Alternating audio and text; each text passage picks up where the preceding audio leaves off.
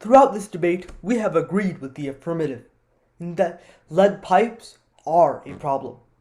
However, we have disagreed with them about whether their plan actually works, and throughout this debate, we have definitively proven that it doesn't. Because they lack all of the proper logistics that are necessary and vital into getting a plan of this magnitude passed across the United States. And we have shown, and they've conceded in cross-ex, that their plan causes adverse side effects, which our evidence shows have killed 1.7 million people. A vote for the affirmative is a vote for a plan which kills and doesn't know what it's doing, while a vote for the negative is a vote for safely and carefully considering all of these important details before passing legislation that actually works.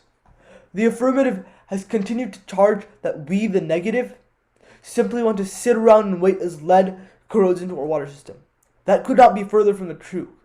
We simply do not want a plan which makes things worse to get passed, because that would be the ultimate folly.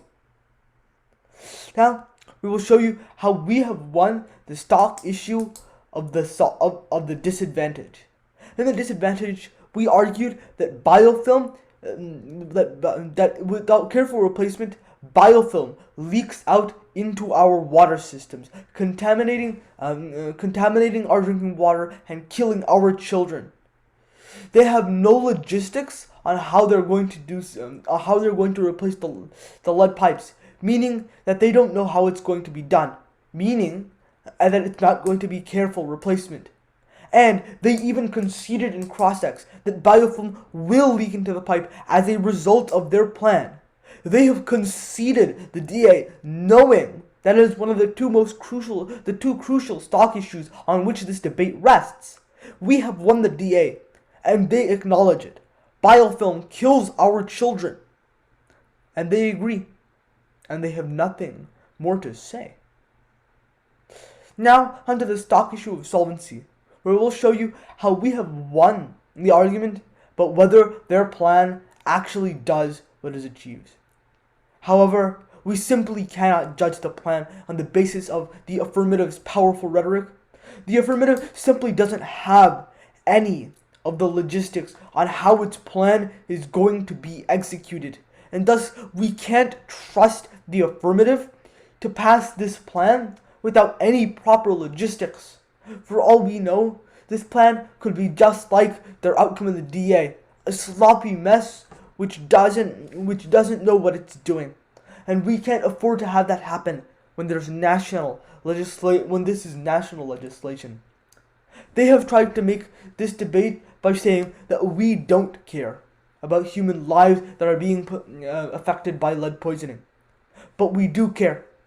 In fact, we argue that the affirmative doesn't care.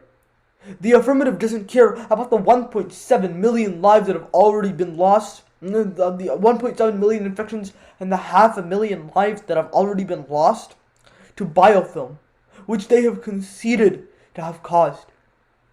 500,000 people have died due to biofilm, just from the couple of cities who have already replaced lead pipes.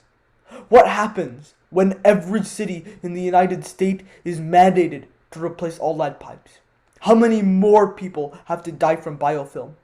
Because the affirmative doesn't have a careful and well thought out plan. These are simple things which we can fix, but the affirmative simply doesn't seem to have any solution to their problems and their fatal flaws in their plans. We will be the first ones to advocate for a plan that has logistics and actually has been proven to work.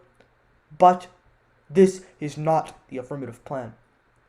Thus, I urge a vote for the neg, because it is a vote for safety, concern, and rational thought, while a vote for the affirmative is a vote for blindly throwing money at an issue where care, devotion, and lots of attention are required to get the solution exactly right without any harmful side effects. Thus, I urge a vote for the neg.